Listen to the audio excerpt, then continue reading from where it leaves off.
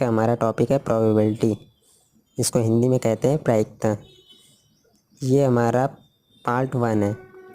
Probability के हम 2 part लेकर आएंगे जिसमें आपको समझने में आसानी रहेगी।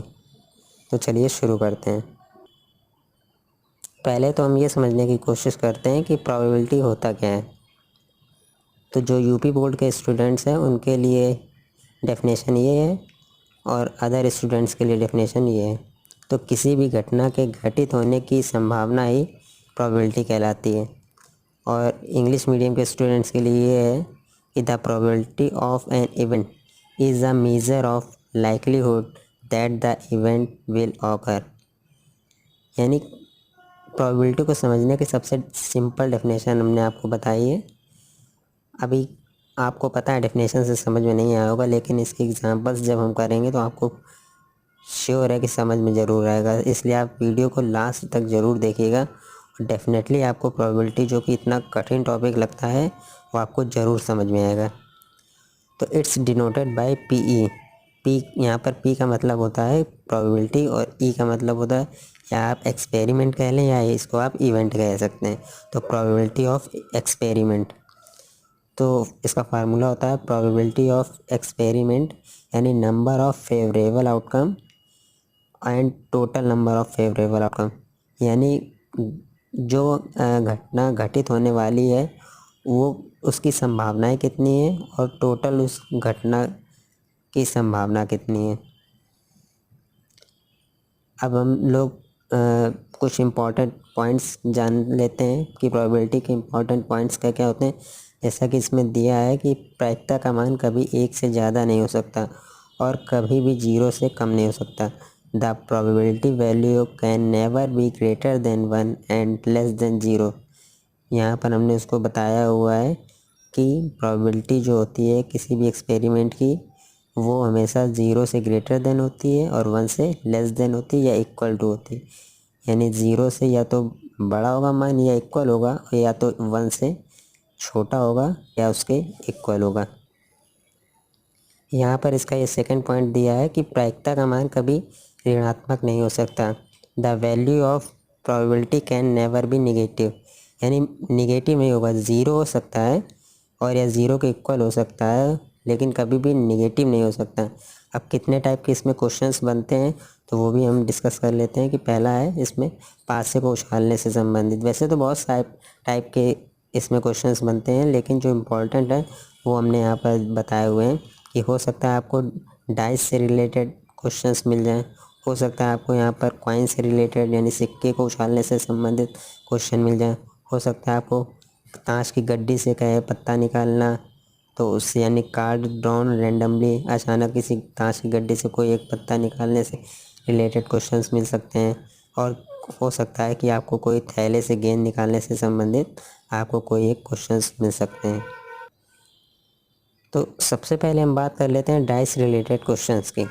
डाइस रिलेटेड क्वेश्चंस बात करने से पहले हम आपको एक चीज़ दिखाना चाहेंगे। ये देखिए मेरे हाथ में एक डाइस, इसमें आप देख रहे होंगे कि 1 से लेकर 6 तक पॉइंट्स जो है इसमें आपको शो हो रहे होंगे। यहाँ 6 है, ये 2 है, ये 1 है, ये 4 है, ये 5 है, ये मतलब इसमें 1 से लेकर 6 तक के ही सिर्फ जो डॉट डॉट डॉट बने हुए हैं वो सिर्फ 1 से लेकर 6 तक हैं, ना इससे ज़्यादा है ना इससे कम है। यानी इसमें अब आपको डाइस दिख गया तो अब आपको क्वेश्चन समझने में बहुत आसानी होगी। तो पहला हम क्वेश्चन देख लेते हैं। मतलब कि जब भी बात की जाती है डाइस रिलेटेड क्वेश्चंस की तो किस टाइप के क्वेश्चंस आते हैं वो देखते हैं। तो इसमें पहला दिया गया है कि when a dice is thrown once, यानी जब पासे को एक बार फेंका जाता है। तो जब भी आप लूडो खेलते होंगे घर में और इस पासे को एक बार फेंकते होंगे तो हो सकता है कि मतलब कितने चांसेस हैं, हो सकता है 1 आए, हो सकता है 5 आ जाए, 6 आ जाए, 3 आ जाए, हो सकता है 2 आ जाए, हो सकता है 4 आ जाए, कुछ भी आ सकता है। यानी टोटल पॉसिबिलिटीज़ कितनी है इसमें? 6 पॉसिबिलिटीज़ दी हैं कि मतलब कुछ भी आ सकता है। 6 से ज़्यादा नहीं आ सकता है, मतलब 1 से लेकर 6 तक के बीच में ही कुछ ना कुछ आएगा। लेकिन टोटल पॉसिबिलिटीज़ जो हैं आने की वो कुछ भी 6 तक आ सकती है ना। तो टोटल हम लोग वही उसी की बात कर रहे हैं कि टोटल आउटकम कितने हैं, वो 6 हैं। और जिसको हिंदी में कहते हैं कुल परिणाम। तो कुल परिणामों की संख्या कितनी है? 6 है। अब इसमें हम लोग ये देख लेते हैं कि इसमें किस टाइप के क्वेश्चंस बनते हैं। तो जैसे आप देख रहे हैं कि हमारे सामने ये पहला क्वेश्चन दिया हुआ है, जब पासे को एक बार उछालते हैं तो 5 का अंक आने की प्रायिकता क्या होगी। ऐसे ही क्वेश्चन बनते हैं जैसे when a dice is thrown once find the probability of getting number 5। तो आपने अभी पीछे देखा था कि प्रोबेबिलिटी का फार्मूला क्या दिया था। प्रोबेबिलिटी ऑफ एनी इवेंट का फार्मूला दिया होगा कि टोटल आउटकम वो अपॉन में रहता है, यानी नीचे यहाँ पर रहता है टोटल आउटकम।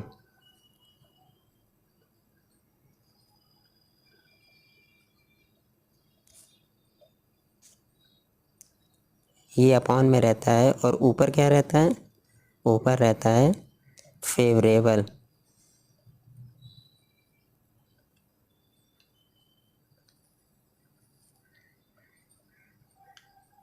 यूपी बोर्ड के स्टूडेंट समझ लें कि इसका मतलब होता है कि संभावित परिणामों की संख्या और नीचे कुल परिणामों की संख्या। तो हमको पता है कि कोई जब एक डाइस उछालेंगे तो उसमें टोटल आउटकम कितने होंगे, यानी कुल परिणामों की संख्या कितनी होगी, वो 6 होगी। अब इसमें इन्होंने पूछा है कि जब एक पासे को एक बार उछालते हैं तो 5 का अंक आने की पॉसिबिलिटीज़ कितनी है। तो जैसा कि आप देख रहे होंगे ये एक पासा है हमारे पास और इसको जैसे हमने मान लो उछाला, अब देखिए 5 का अंक आया। तो 5 का अंक कितनी बार आ सकता है, सिर्फ एक ही बार आ सकता है ना। तो यही एक पासे को जब भी हम लोग उछालते हैं, अब ऐसा तो है नहीं कि आपको इधर 5 का अंक आ गया और फिर एक बार और 5 का अंक आ गया। 5 का अंक इसमें सिर्फ एक बार दिया हुआ है ना, तो यहाँ पर हमें टोटल आउटकम हमने 6 मान लिए, लेकिन जो 5 का अंक ये कितनी बार आया, सिर्फ एक बार आया ना। तो हम इसको जितनी बार फेवरेबल आउटकम का मतलब होता है कि जितनी बार वो नंबर आ सकता है, तो ये एक बार ही आ सकता है ना, तो ये हमने एक रख लिया यहाँ पर। यहाँ पर टोटल आउटकम यानी को टोटल कितने बार आ सकता है वो हमने यहाँ पर रख लिया।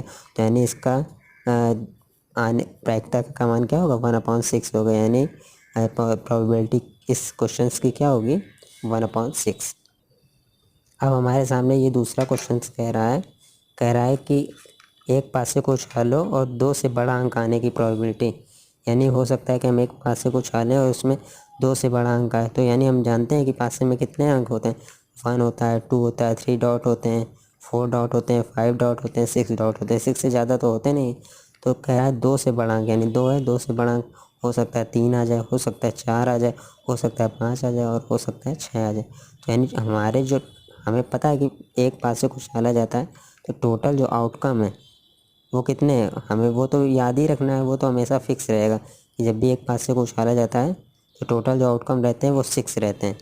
और जो अब क्वेश्चंस जो पूछा है 2 से बड़ा अंक आने की, तो उसकी प्रोबेबिलिटी यानी 1 2 3 4, यानी टोटल इसमें फेवरेबल आउटकम कितने होंगे, तो 1 2 3 4, यानी 4 ऐसी पॉसिबिलिटीज़ हैं कि कुछ भी आ सकता है। क्योंकि 2 से बड़ा अंक 3 आ सकता है, ज़रूरी नहीं, आपको ये भी नहीं पता रहता है कि क्या क्या आ सकता है। तो 3 आ सकता है, हो सकता है 4 आ जाए, हो सकता है 5 आ जाए, हो सकता है 6 आ जाए।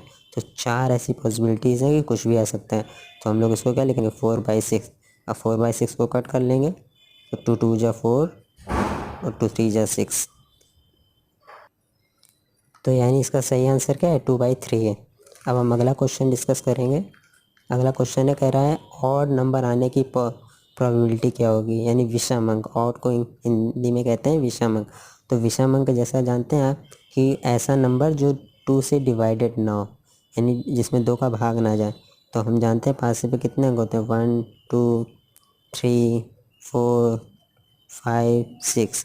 तो यानी 1 से लेकर 6 तक के अंक होते हैं। तो इसमें कह रहा है ऑड नंबर यानी विषम अंक।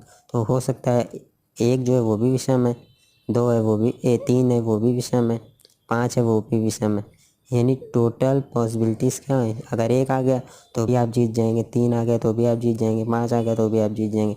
यानी हमें ये तो एक चीज़ फिक्स है कि टोटल आउटकम जो होते हैं वो 6 होते हैं, तो ये तो फिक्स रहेगा ही। लेकिन फेवरेबल आउटकम कितने हैं, 1 2 3, यानी 3 ऐसी पॉसिबिलिटीज़ हैं कि अगर उनमें से कुछ भी आता है तो हम लोग इसकी प्रायिकता निकाल सकते हैं। तो 3/6 हो जाएगा। तो हम लोग इसको कट कर लेंगे तो आंसर आएगा 3 1 जा 3, 3 2 जा 6, यानी इसकी प्रोबेबिलिटी क्या होगी, 1/2। अब इसमें कह रहा है अगला क्वेश्चन कि प्राइम नंबर आने की प्रोबेबिलिटी क्या होगी। प्राइम नंबर को हिंदी में कहते हैं अभाज्य संख्या। तो अभाज्य संख्या आने की प्रायिकता क्या होगी। तो अभाज्य संख्या पहले हमको पता होना चाहिए कि अभाज्य संख्या क्या है। हम एक बार फिर से आपके सामने लिख देते हैं सारी प्रोबेबिलिटी वो कितने संख्याएं 1 2 3 4 5 6 यानी 1 से लेकर 6 तक इतने अंक रहते हैं। अब अभाज्य संख्या वो होती हैं, वैसे तो बहुत सारे टीचर्स बताते हैं कि जिनके सिर्फ ऐसे जो जिसमें 1 का भाग जाए और स्वयं का भाग जाए वही होता है अभाज्य संख्या, लेकिन ऐसा नहीं। ऐसा नंबर जिसके सिर्फ 2 फैक्टर मिले और दोनों फैक्टर अलग अलग हो, जैसे 1 है, एक काम को 1 ये मिला और इसके फैक्टर करेंगे यानी 2 ऐसी संख्याओं का मल्टीप्लाई ये 1 आ जाए, तो 1 में 1 का मल्टीप्लाई करेंगे तो यानी दोनों सेम रहा ना, तो यानी ये अभाज्य संख्या नहीं है। तो सबसे छोटी अभाज्य संख्या क्या हुआ है 2। तो हम लोग ये देखेंगे कि 2 का अंक जो है ये एक प्राइम नंबर है, 3 है ये भी एक प्राइम नंबर है, 4 नहीं होगा क्योंकि 4 में 2 फैक्टर बनेंगे 2, 2 ये दोनों सेम है, तो यानी ये अभाज्य संख्या है, प्राइम नंबर नहीं रहेगा। तो एक ये प्राइम नंबर है, एक ये प्राइम नंबर है और एक ये प्राइम नंबर है। तो 1 2 3 3 ऐसे। अब आप लोग सोच रहे होंगे 6 क्यों नहीं है, जबकि 6 में भी 2, 3 बनेगा, लेकिन इसमें एक और बनेगा ना 1, तो 1 2 3 जो है इसके 3 फैक्टर बनेगा, तो इसलिए सिर्फ 3 संख्याएं ऐसी हैं एक पासे को जब उछालते हैं जिसके हम लोग समझ सकते हैं कि 3 संख्याएं सिर्फ ऐसी हैं जो कि इस क्वेश्चन के लिए मतलब हमारे फेवरेबल आउटकम में जाएंगी।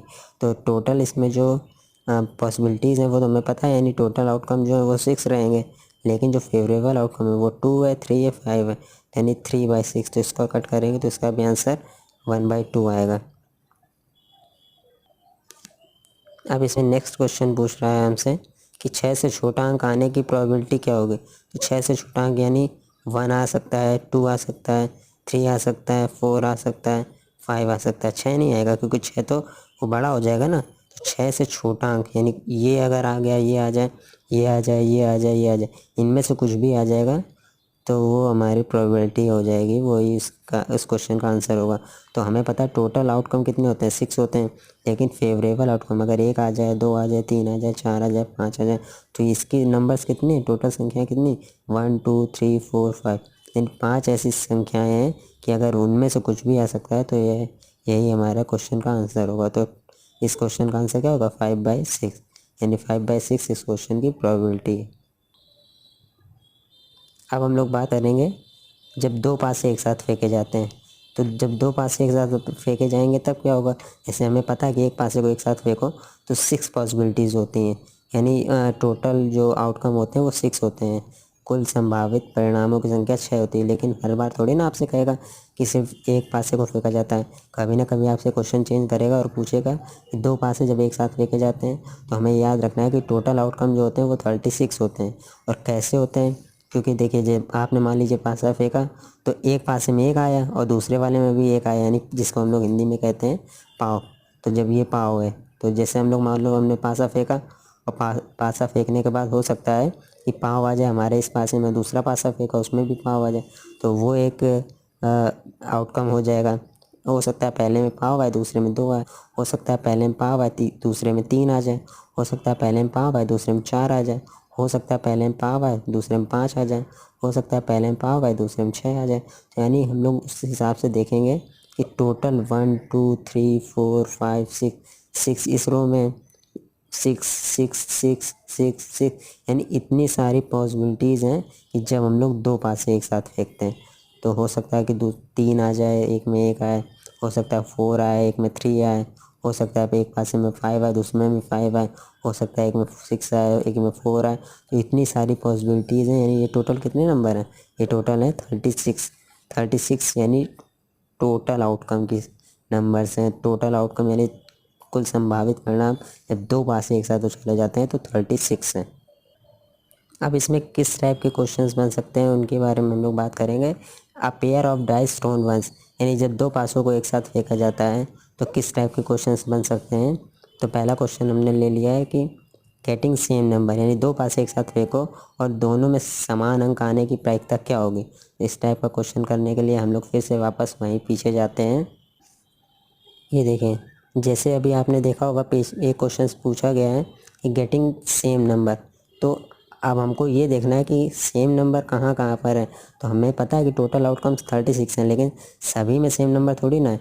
दोनों पासे में सेम अंक आए, यानी एक इसमें अगर पाव आया है तो उसमें भी पाव आए, अगर इसमें 2 आया है तो उसमें भी 2 है। तो देखिए इस रो में 1 1 यानी एक पॉसिबिलिटी हो गई, और कहीं पर भी आपको सेम अंक दोनों में नहीं मिलेगा। दूसरी रो में ये 2 2 हो गया, इसमें भी सेम अंक मिल गया। तीसरी रो में 3 3 हो गया, इसमें भी सेम अंक है दोनों में। चौथी रो में 4 4 यानी इसमें भी सेम नंबर है दोनों डाइस में।